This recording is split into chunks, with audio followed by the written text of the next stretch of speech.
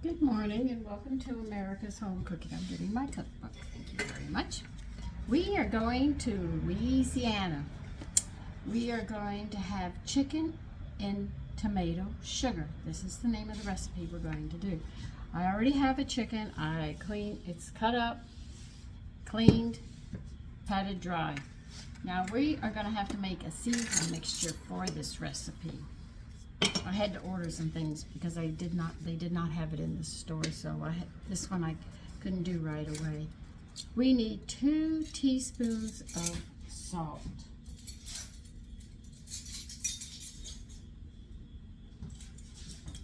Wait till you see the peppers that go with this.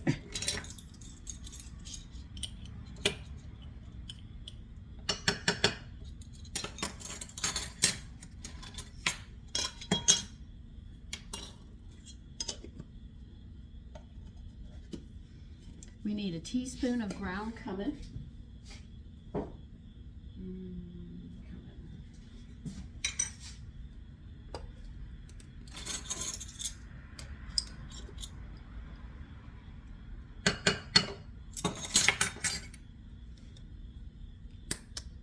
We're going to need 1 teaspoon of dried mustard. Where's my mustard? Okay.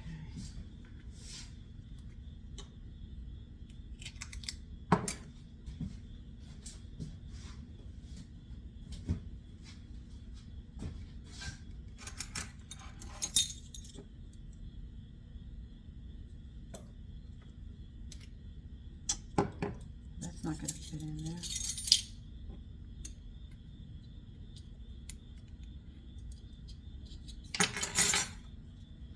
We need 1 teaspoon of garlic powder.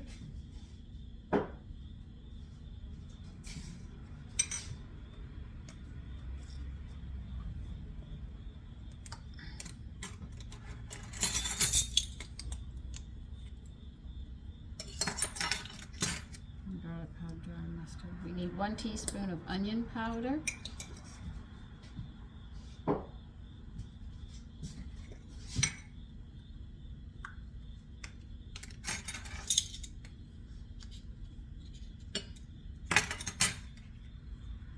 One teaspoon of just paprika.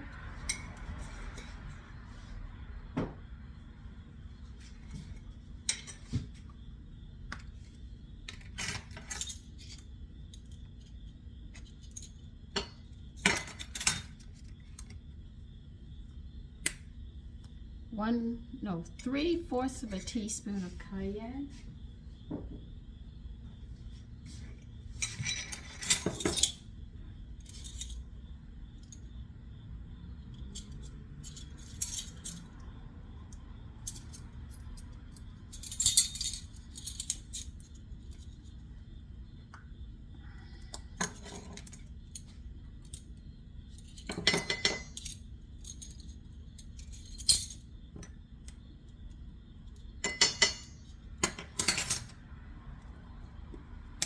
We need a half a teaspoon of black pepper.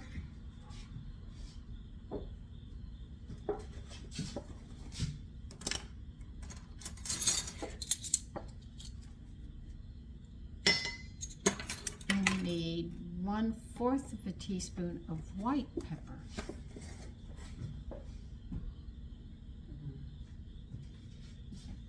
Oh, I'm going to be grinding this for a while.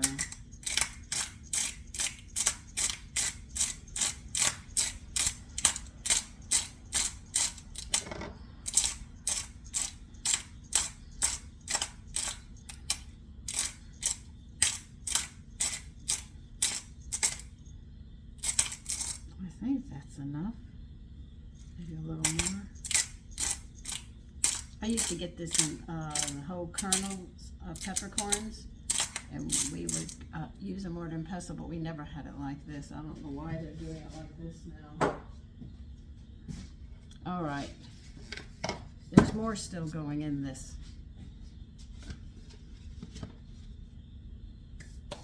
So let me get the other stuff I need and we'll get the rest of this going. Okay, like I told you, foreign words are not good with my tongue, so here I'm gonna go. I'll spell it. Chipotle, chipotle, dried chili peppers. This, we need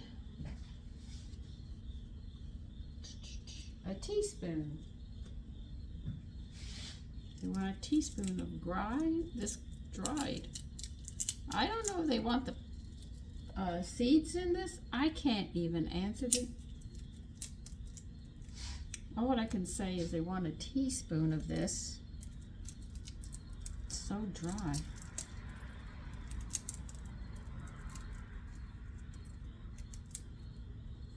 Hey, look, I don't know. I've never used this before, so this is new to me, okay? I called my girlfriend and she said, oh, they're very popular in the grocery store. And I said, well, I can't find them. But I do know they read on the back here that these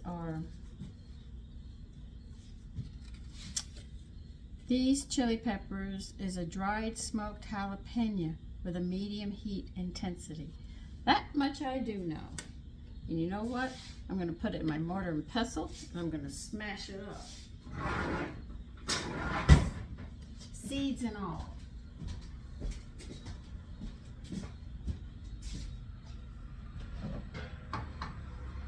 Because it doesn't say DC, D this, D nothing. It just says it wants a teaspoon. So I said, okay, you want a teaspoon? We'll give you a teaspoon. I think that's about a teaspoon. Okay. Yes, I have my cutting board out.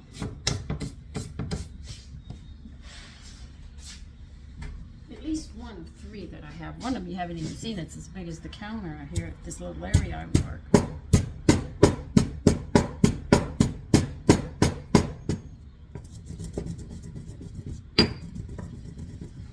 But remember, it's just a teaspoon. God, I can smell the heat from here.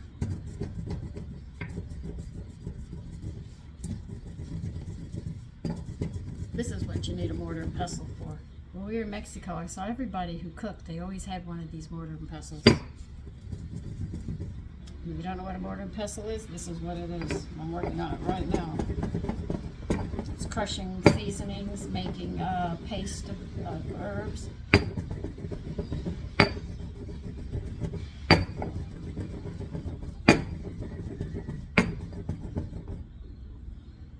Let's see how much I have here.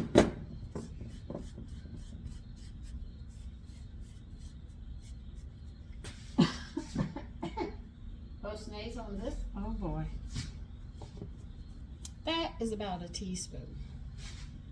So put it with your seasonings. Oh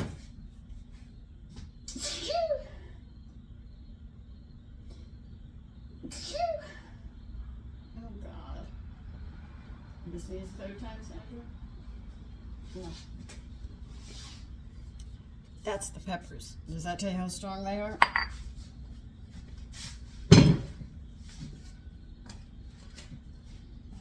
You can leave that on the counter. I don't think you'd have to worry about bugs wanting any of that. Now we're mixing all this together. Now this is our seasonings. There are steps I have to go through to get this, so sort of bear with me. All right, we put all the seasonings together. Now they want us to sprinkle 1 tablespoon plus 1 teaspoon of the seasoning mixture and rub it in well on this chicken. Okay. A tablespoon of it. Make sure you mix it well.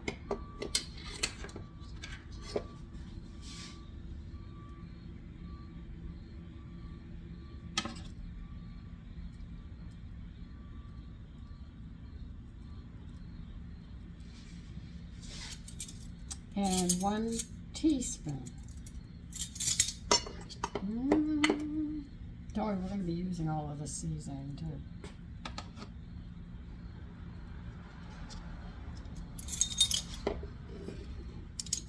We'll just put this like this. See? I sprinkled it. Now they said rub it in thoroughly into your chicken.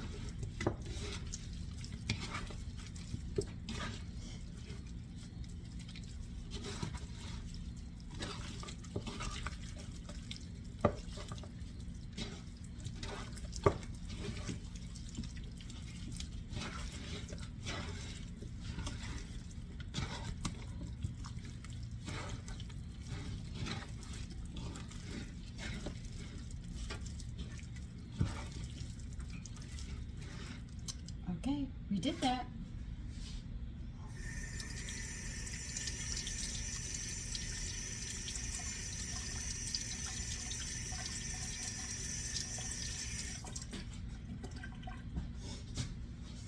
I think I can give a good recommendation. Do not rub your eyes for a while because there's a lot of hot peppers in this. I'll be right back.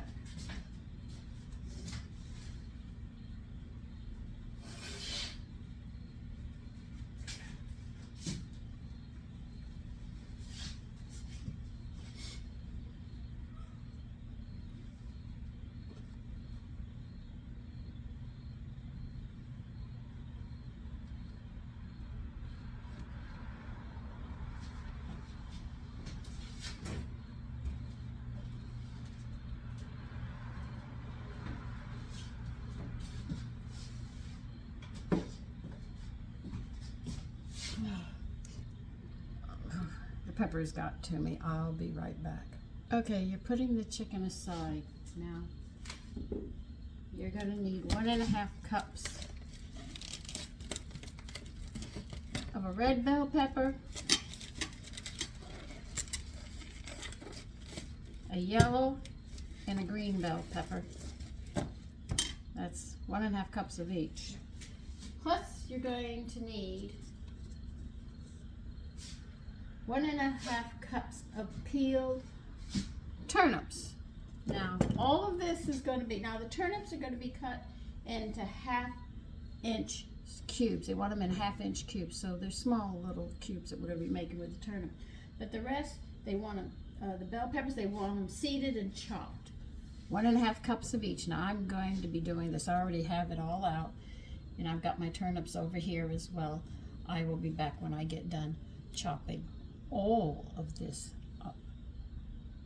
You know, yesterday I was talking about how it's important that you know the proper names of the fruits and vegetables and foods and stuff, so when you go into a not into a restaurant, but into a store, you don't want to look like an idiot. Well, I grew up in Texas in a small town, and I didn't know this cheese by any other name except it was known as rat cheese. And my husband took me to a store up here,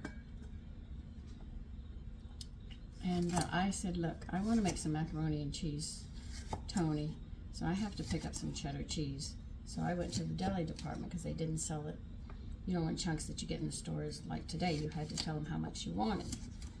So I told him, could I please have a pound of rat cheese? That man looked at me and he said, if you want poison for the rats, you don't come to the deli department. I was embarrassed. My husband jumped. I said, she's talking about cheddar cheese. I had never heard the name cheddar cheese. And it's embarrassing when you go into a place and you know one thing by a slang and you don't know it by its proper name. But that was the name I knew it by. Everybody in town called it rat cheese. That was the only cheese. So you went to the deli or the supermarket and you said rat cheese and you got rat cheese because rats like cheddar. I guess that's why they call it that. But it's embarrassing. And let me get a paring knife.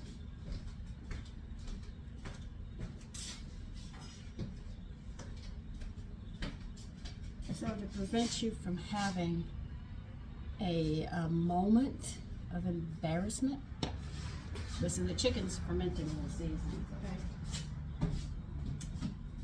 I've got to take care of the turnips now. The thing is that I don't want you to go through that. And that's why I tell you, don't let anybody give you a slang to a fruit or a vegetable. Sit there and get the proper name so if you ever need to ask for it, you don't want to be embarrassed. And there I was, 20 years old, calling something that the only name I knew it by was rat cheese. So that's why I am so adamant that you learn the proper names to prevent you from the embarrassment that I went through in looking like an idiot.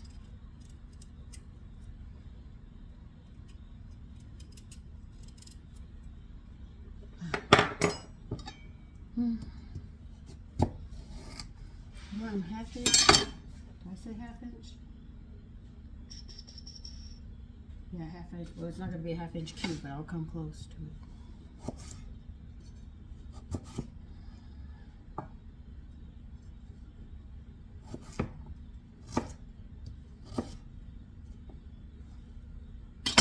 I got the peppers here. I had a little bit of orange bell pepper, so I threw it in as well.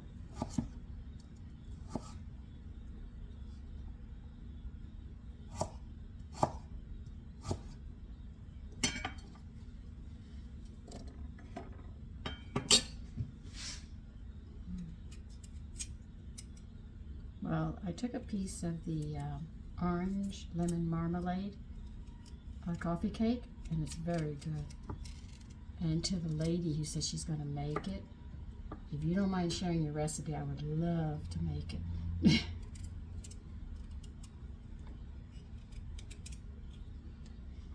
Because she has a jam that I had not heard of, so I would love to try that jam. If she doesn't mind sharing it, so I could try making it in a coffee cake like her.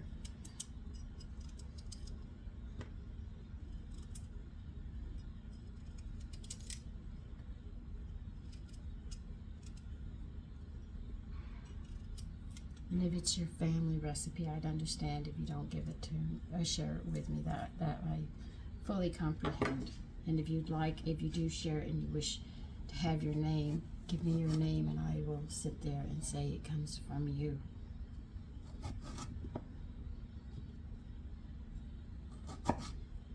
Well, these aren't going to be perfectly half-inch squares, but they're diced. Yeah, well, a bit awkward shapes. The turnips don't grow one size.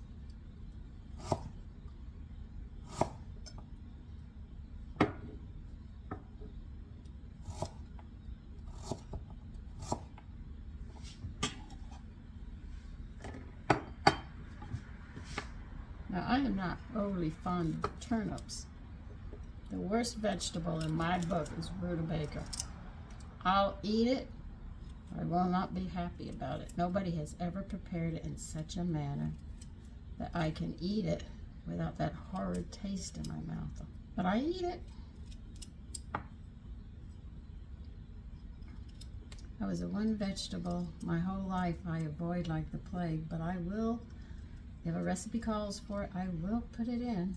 Not happy about it, but I do put it in.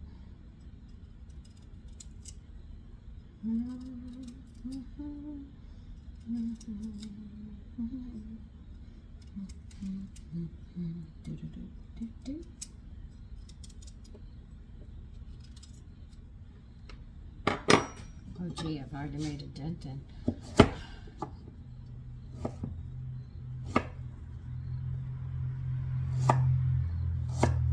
I love people who sit there and say, I want half-inch squares. Well, you're not going to get half-inch squares because I don't know turnips to grow in a square. Oh God, could you imagine somebody hearing this and said, let's see if we can grow vegetables in a square.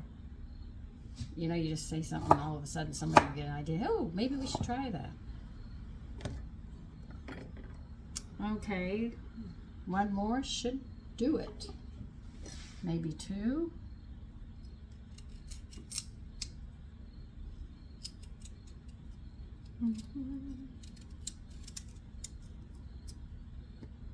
Now, my mother liked rutabaga, and she would cook it. I don't know why some people like some vegetables. I look at them and almost say, yeah, I know what you like. I know those vegetables.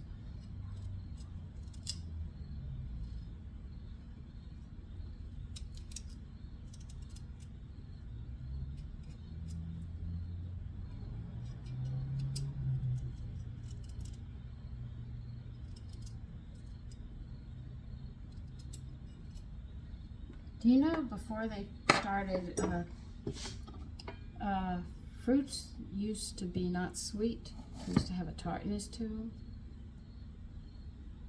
And they changed them by crossbreeding and all. Plums were not sweet at one time. And everything else. In a very short time. Things have changed so much. Same thing with grains. They've sat there and messed the grains up now instead of having 2 chromosomes and more bran and wheat. It's more the glucose, which is the white, and less wheat germ and less bran from crossbreeding, which is giving people, a lot of people, problems.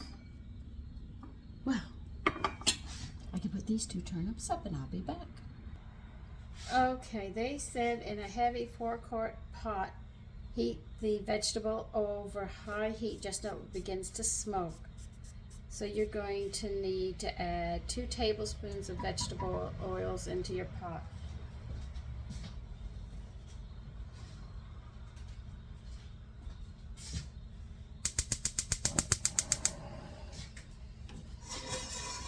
And then this is where we're going to start cooking the chicken, but not all the way. What we're going to do here is we're going to heat this pot up first before we add the oil to this, because we really don't want to put the oil in and let it smoke so bad that you end up destroying the nutrients of the oil. And this is a trick you have to learn. So we're going to heat this pot up, and then I'm going to have to get a place to put this chicken that we're going to have to just brown.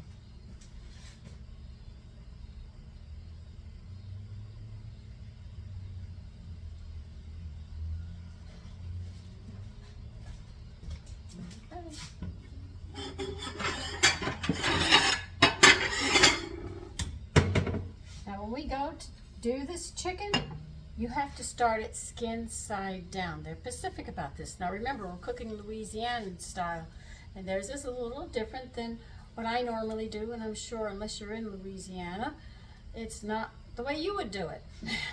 So we're going to wait for this pot to get hot. So when we go to put the chicken in, we're going to be putting it in skin side down first. And we just want to brown it.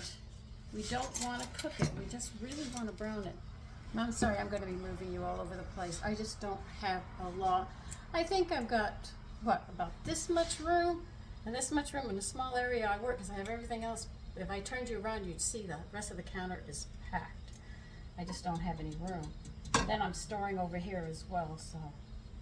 But I've got like a whole wall right here where the fireplace is. If I didn't have this fireplace, I'm going to have a whole wall here, which would give me a lot of counter space. And then I have room over there, and I have room over there. I just have so much room, but it's wasted. If your pot is hot, unless you're using a Dutch oven, you have to put that oil in first before you even turn it on, because it's got to have something in it. And a Dutch oven is really cast iron with a glass over it, like from what I was reading. Okay. I don't know if I need more of that. I figured everything could fit in this pot.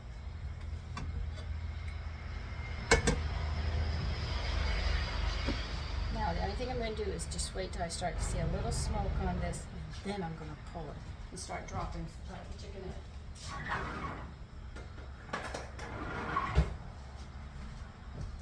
I'm just going to wait for that just to start, and then put it in, and then it'll start cooking. Okay, it's smoking just a little. Skin side down first.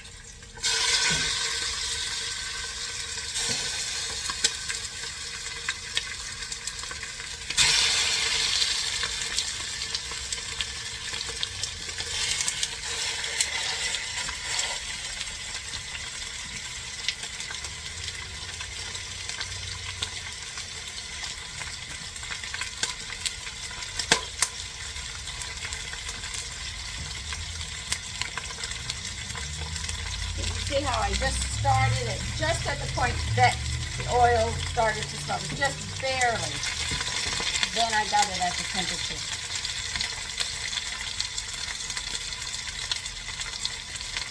A lot of people think you've got to have a lot of smoke coming from the oil, and then you put it in. No, just when it smokes.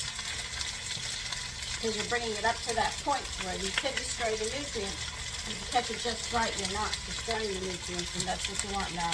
They want you to keep on turning this until it just gets brown. You're not cooking it all the way. We'll finish that up in the tomato sauce and stuff.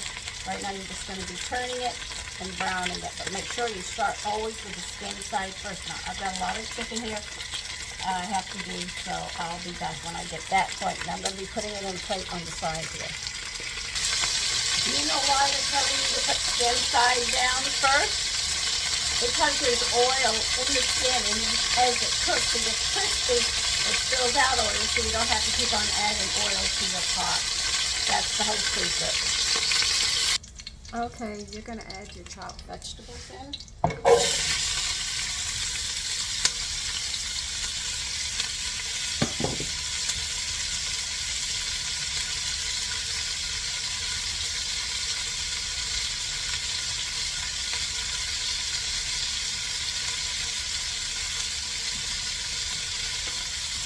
And you're going to add the remaining seasoning, all of it.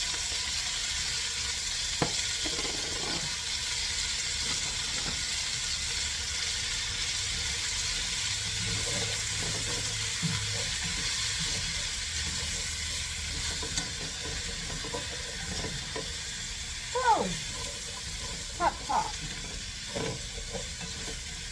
Now what you're going to do is we're going to cook the rawness out of these, and they're going to start to brown. That's when they become, the sugar is released in them, and that's what we're looking for.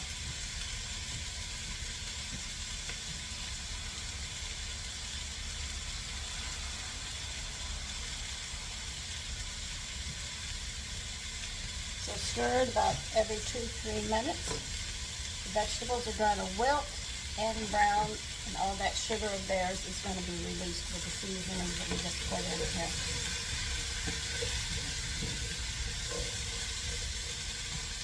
And here is all the chicken that I browned. We're going to be putting it back in the pot. I just wanted you to see that we did get it done. And you can smell the flavors are really starting to come together now.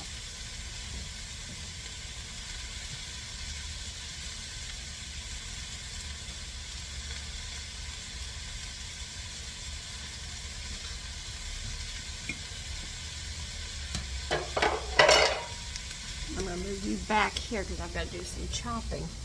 We need 2 teaspoons of minced garlic. And it's got to be minced, so we're talking about very fine. So we're going to go ahead and get this done ahead of time. And just leave it on your cutting board, and we will get there soon enough.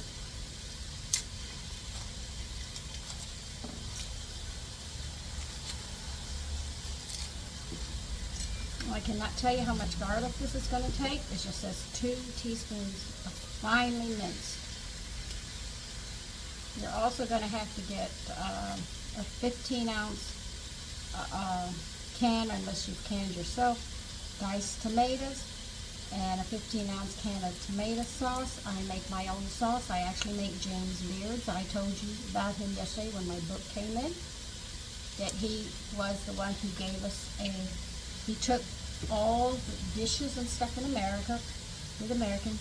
He gave us the history of our country, and he also gave us our foods and made it a cuisine, as you wish to say. So we have our own cuisine, and we're still working on it. But he was the founder of that. That's why I was so happy to get that cookbook. And I will be using recipes from him. Some of them I'm sure you're going to catch and say, I know this recipe. That's from James Beard.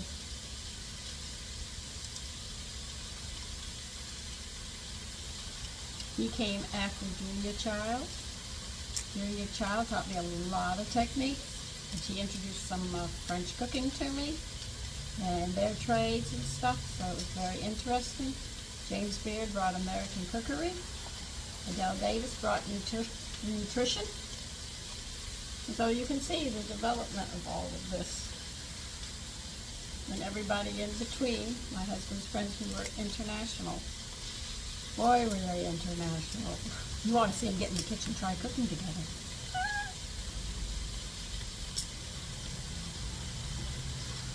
Is that going to be 2? Yeah, well, I don't know yet. We'll find out.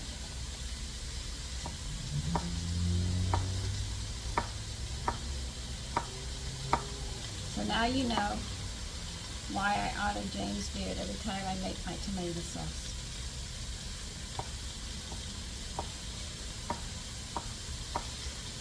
You know, China has a cuisine, French has a cuisine. These are two famous cuisines. Italians have a cuisine. These are famous. But America's a young country. Now we have American Test Kitchen.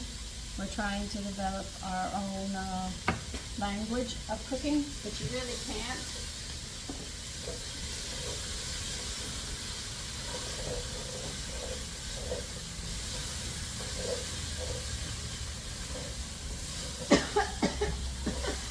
Oh my God. Oh yeah. Smoothie now. If I'm coughing through this whole thing, it's just like making curries when they're really, really hot. I just start coughing. But I guess I'm more accustomed to the curry than Louisiana. This is different.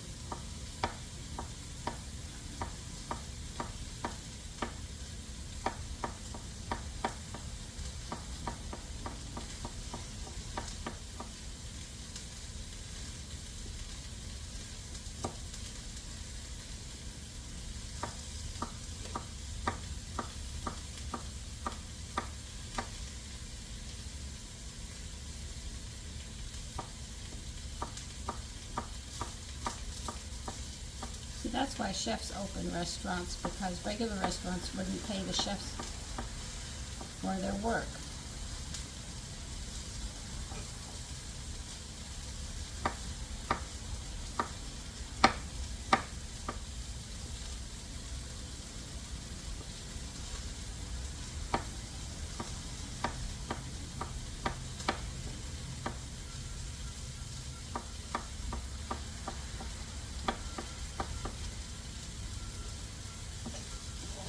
And I'll chop that finer still.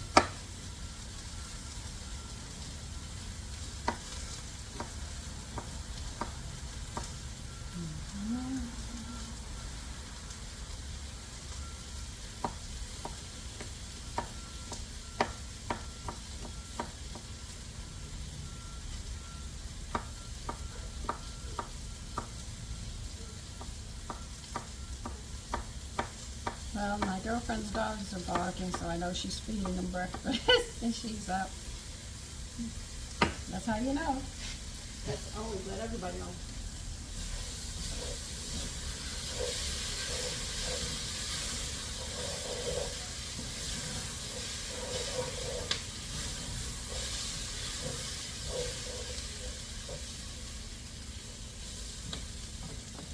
I hate to clean that pot.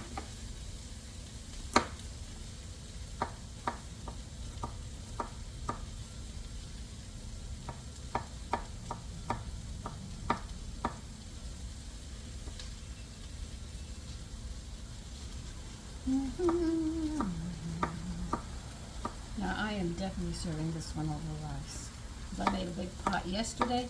I'll finish the rice up today because I've got a lot of things backed up. This time I put my bananas in the refrigerator to make sure I can make the banana nut bread and we can try it. I still have to feed my coaches. I haven't even done that yet. A little late this morning for them.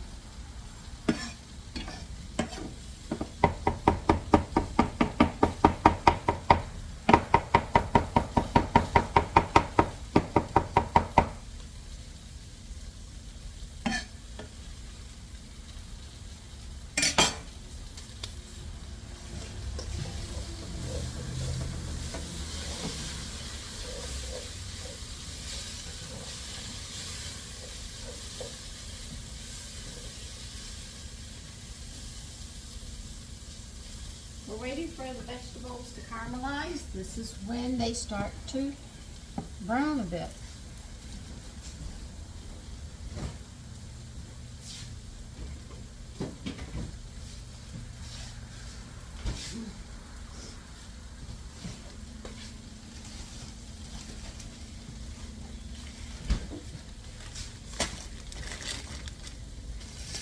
See how fast these bags fill up when you start collecting your peelings? I mean, I can fill 2 bags up very, very fast.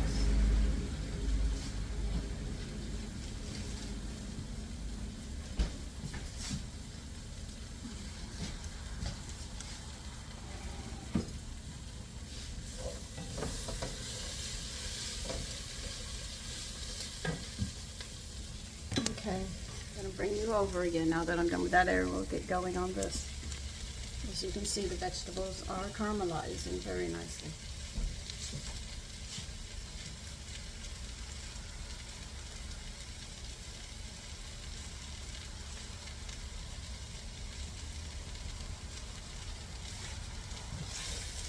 Okay, now what they want us to do is add 1 cup. Well, this is 2 cups, so I'll just pour half of this in.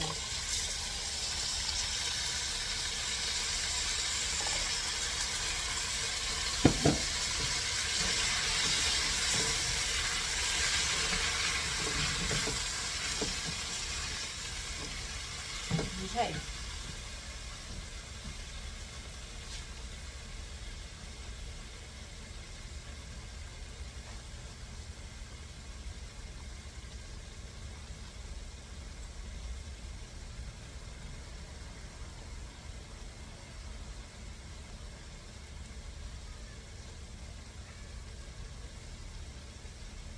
All right, you're going to turn it down. By turning it down, we're going to start cooking the sweetness of the tomato. The sugar actually is what's going to happen, and with the vegetables as well. We don't want them at a high heat anymore. It's going to be about 7 minutes we're doing this. And you'll notice the gravy will start turning brown, but that's what we want because that's drawing out that sugar that we want.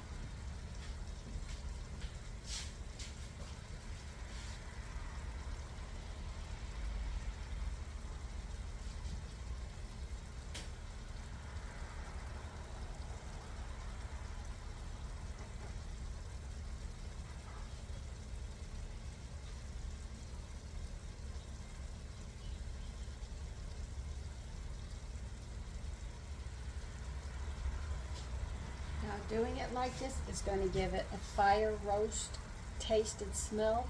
That's the uniqueness of doing it like this.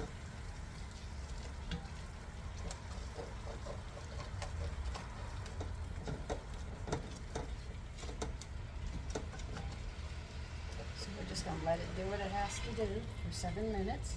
And you'll notice the tomato sauce and stuff will get brown, but that's going to bring out that flavor, that smoky taste that we're looking for, which is very unique from other tomato sauces. So cook it well, 7 minutes. I will be back then. Come on. Okay, you're gonna add your your minced garlic. And either a tablespoon of fresh thyme or a teaspoon of dry thyme. You have a choice.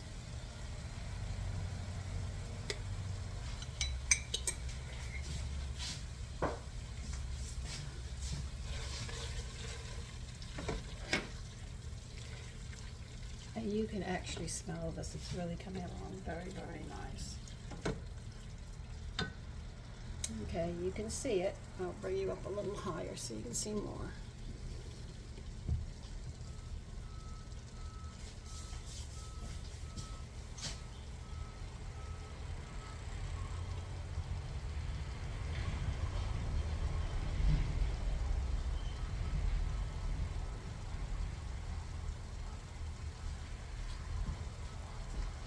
Now, when it's dry and sizzling, which I'm very close to that point, we'll move to the next step. And you're probably saying, it looks like it, but it's almost there. Very, very close.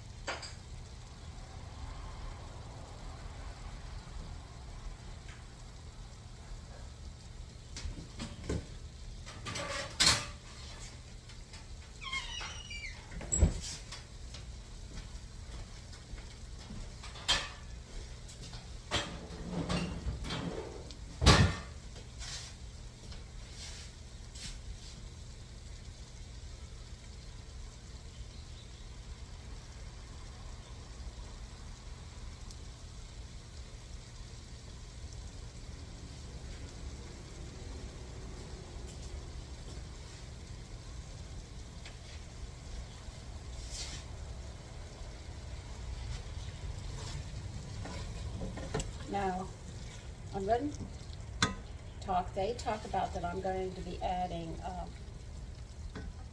they want 2 tablespoons of chicken stock, but I added in a half a cup of bone broth and 1.5 cups of chicken stock. Now, see how this looks? Now we're going to add the rest of the tomato sauce.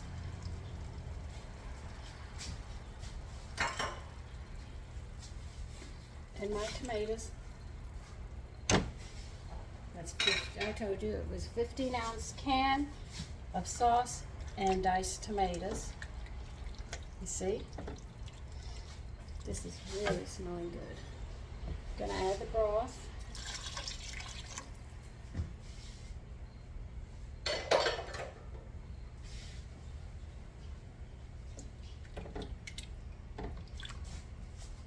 Now we're going to be adding the chicken to this as well. Let me see if there's anything else we have to add.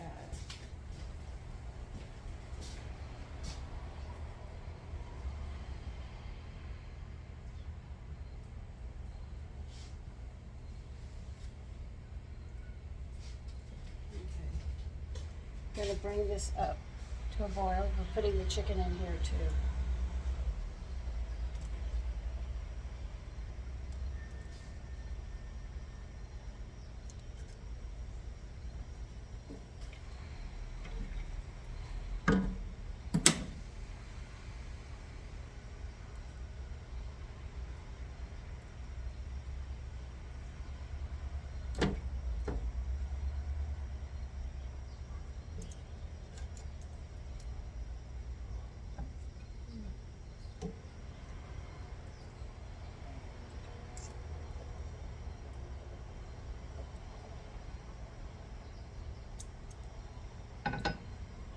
We had a few extra steps to do this, but it's well worth it. I mean, I'm smelling it. I know you can't smell it. It's a shame you can't. And they said, you see all this? They want it all in, everything. Now we're gonna bring this to a boil, and we are going to put the lid on and simmer this until the chicken is done.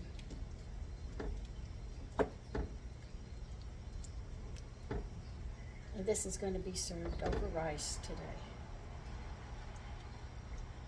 From the rice I made yesterday, I told you I was going to make a pot of rice. I did. Now the reason I added the bone broth is I want to make sure that I get the gristle and those minerals that are in the bone to make our bones strong.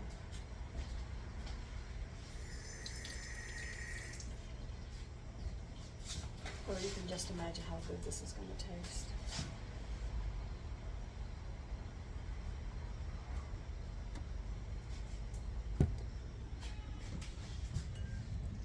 And I will show you it when it is done. But we're just cooking the chicken down now at this point, finishing it up. And that is it. Isn't that an easy dish? You just need a little bit of time to just give the vegetables and everything that they need. Now they state, point here, when we put the vegetables in, I'll let you know why you do it, and we did it the way we did. Because at the point, the vegetables will have left, you know, when they start to brown, they have lost their raw taste and be slightly sweet. You also know that some of the heat of the chili peppers, oh yeah, I noticed that right away, but this will subside as other ingredients are added. So as we cook those vegetables down like that, and you were concerned about the burning or something on the bottom, no problem. They also said, by reducing the tomato sauce, remember when I put in 1 cup of tomato sauce? With the dry heat and allowing it to brown gives a color and depth and the sweetness that we call tomato sugar. You'll experience a wonderful flavor and aroma unlike anything else, and your nose will tell you when it reaches that stage. Remember?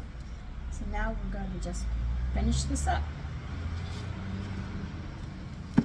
And I will be back. Okay, the dish is done. Here it is very, very hot, but here it is. And I'm going to be serving this over rice because that's how they recommend it, but you can serve it over pasta if you wish.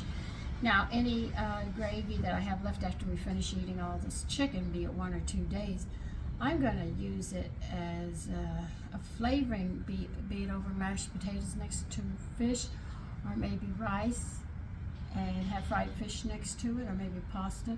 But I'm going to use the gravy on this because it's very rich and very spicy, so I think it'll pick up on a meal. So when we finish with the chicken, if I'm going to have fried fish, I'll try to make sure I have rice, mashed potatoes, or pasta serving next to it, so we can pour that over it. I just think it'll just finish the whole meal up.